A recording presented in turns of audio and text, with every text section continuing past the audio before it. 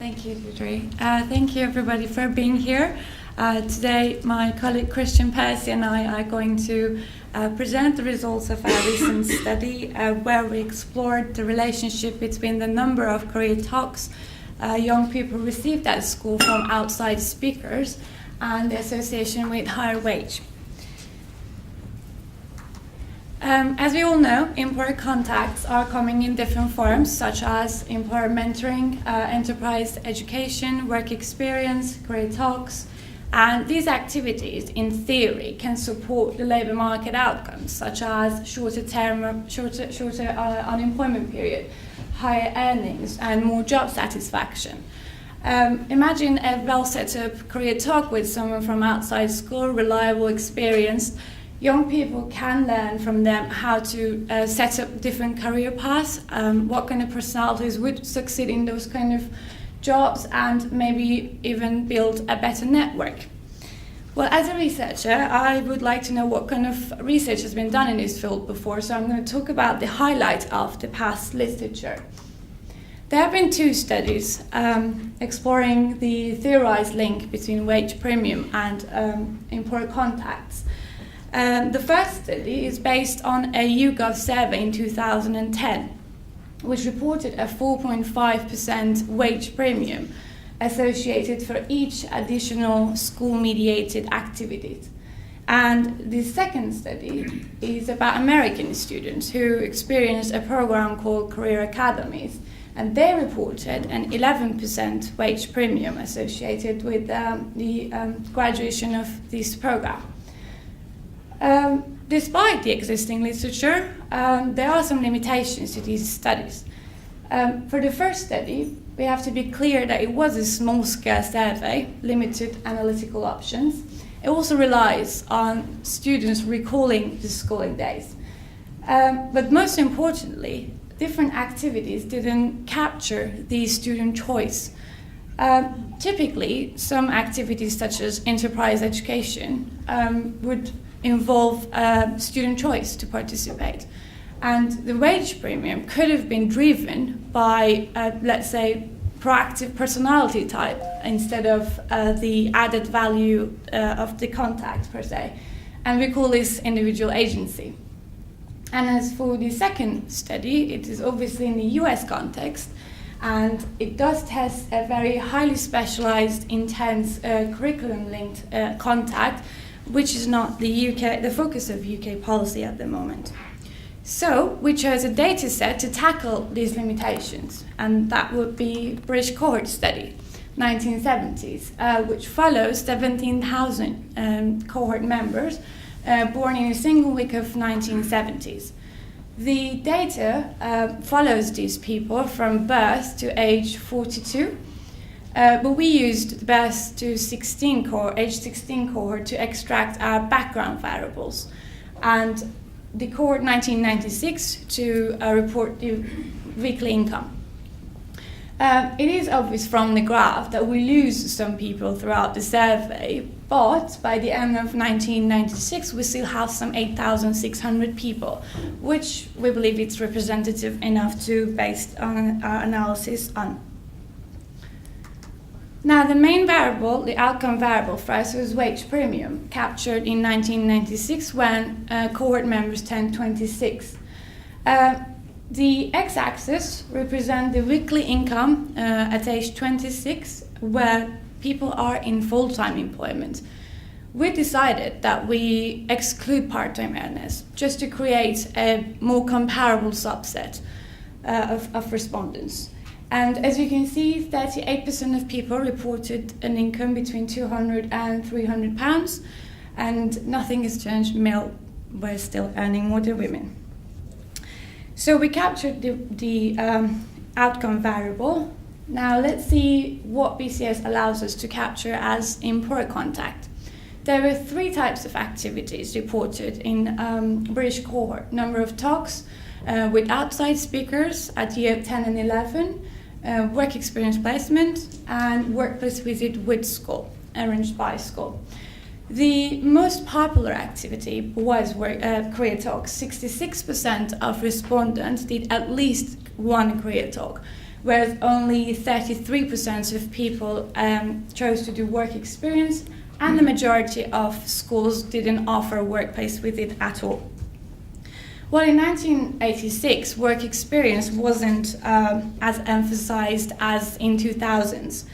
Therefore, attending this activity was, to some extent, a matter of choice, which would introduce that individual agency problem I talked about earlier. This was less felt in the case of career talks because it was arranged by school during the schooling days, so less of choice of participation. Also, British cohort did not unpack what they mean by workplace visit. It could have been career-related or course-related or just a single research field trip. And because it was a bit ambiguous, we decided to exclude that from our analysis. For these reasons, we decided that career talks is the most suitable variable to capture employer engagement, and we decided that we're going to base our analysis on that. Now let's have a quick look at year 10 versus year 11 career talks. This is just a basic frequency chart, and you can see on average young people tended to do more career talks at year 10 rather than year 11, and frequently they did one or two activity during their schooling experience. Now, I think we learned about the research background. Let's talk about the results. What you're looking at is so-called bubble chart, which the size of each bubble represents the sample size, the number of respondents. Along one axis is the number of career talks young people did, and the other one is average earning. As you can see, there is a lot of variation, but overall there is an upward trajectory. We then test this positive slope using regression analysis. And the result show is actually the visual impression is correct. There is a positive correlation, and for each extra career talk at year 10, young people enjoy 0.8% increase in wage 10 years later. However, these results are not adjusted for background variables. As we discussed earlier, men earn more than women. So how do we capture that? We have to control for these kind of factors, otherwise our results are not robust enough. But before we move into presenting the adjusted numbers, I just want you to look at the graph. It shows that on average, the increase in income starts where cohort members reported 5 career talks and more, which perhaps means it takes a lot of repetition for the theoretical benefit to kick in. Now, moving to as we just talked about the control variables, we think there are other elements correlated with wage premium, such as gender, academic ability, and socioeconomic backgrounds. Although it's not very realistic to capture all these elements, we use a set of theory-led and literature-led variables to plug into our model. Among them are academic attainment, socioeconomic status, early home learning, environment, and also demographics. Plugging all these numbers to a model, the results get even stronger, from 0.8 to 1.2%. i.e., for each extra career talk you receive at age 15, you enjoy 1.2% uplift in your income 10 years later. And the results are highly statistically significant, as you can see. Now I would like to invite Christian to continue the presentation. Christian, over to you. Thank you, Elnaz. Thank you, everybody. So we've seen how at year 10 in the 1980s, there is a statistically significant and reasonably sized association between each career talk and future income. 1.2% for what is actually quite a small intervention, possibly half an hour, possibly a couple of hours. That can quickly add up over five or 10 talks. I want to look at 1 year later, year 11, the year of O-levels. And here we get a slightly different picture. It's still broadly positive. You can still see a little bit of an upwards trajectory here, but when we come to run the numbers on it, it's both smaller in absolute terms. We're talking 0.3 instead of what was 0.8 on the raw relationship, and this time it's not statistically significant. So the direction is still there, but it's small. To interpret it for those who haven't seen it so often, the 15% statistical significance we're talking about here basically means that given the sample size, given the variability in the data, there is a 15% chance that in reality there would be no genuine link, associated link, between career talks and income, but we would still see this pattern of data. We would still see what looks like a 0.3% relationship. So let's do the same thing as before. We'll throw in the same controls for background variables and see what that does to the results. At a headline level, similar to before, the results creep towards a decent level of significance, and they are higher in absolute terms. Same set of controls: academic, socioeconomic status, earlier home learning environment, demographics. And the results show us this slightly stronger effect, slightly more significant. What that tells us is that some of those background variables, some combination of those background variables, is introducing noise into the raw relationship that you saw on the previous slide. In fact, if I just jump back, I'll show you what I mean by some of that noise. Look at this side of the chart and look how far off what might be a sensible trend line, how far off some of these extreme values are. And when you've got such extreme values, you're not necessarily convinced there's a real trend at all. But when you control for those background factors, those extreme outliers become less extreme.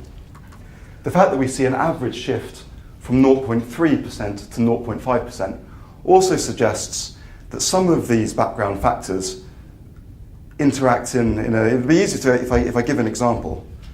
Hypothetically, students who are higher academic achievers or from a higher socioeconomic background might be going to the kinds of schools where, unrelated to the individual, they happen to be doing fewer careers talks. Perhaps it's the kind of school where university is seen as the typical outcome, and therefore there's less focus aged 15 and 16 on careers talks. Those individuals may then go on to earn more money, related more to their academic ability than to the level of careers talks. But as far as the statistics can tell, it looks like the careers talks aren't helping that person. When we control for those factors, as we do here, suddenly we start to see a more real effect. So year 11, still not as strong as year 10, but there is something happening. Now, the British cohort study had another question, which I'm so grateful to them for including, which is, were those career talks helpful? Did you like them? Not the individual talks, but overall, were those career talks of any use? And we see a pattern here that certainly, to me, feels fair. You've got about a quarter of people saying, yes, that was very helpful. The default answer looks a bit like quite helpful. Don't want to be too negative, but equally wasn't too impressed. And then again, about a quarter of people altogether, slightly fewer, who found it not helpful or not at all helpful.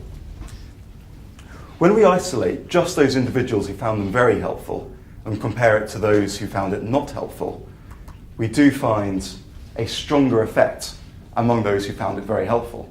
So to read the numbers across here, year 10, 1% for those who didn't find it helpful, wage premium per career talk, goes up to 1.5% and becomes significant. An even bigger effect at year 11. So this tells us a couple of things. One is that when students tell you the career talk is helpful, they're informed consumers. They're not wrong. There's something in what they're saying when they say it's useful. But also, even if they didn't find it useful, there is still a weakly positive effect.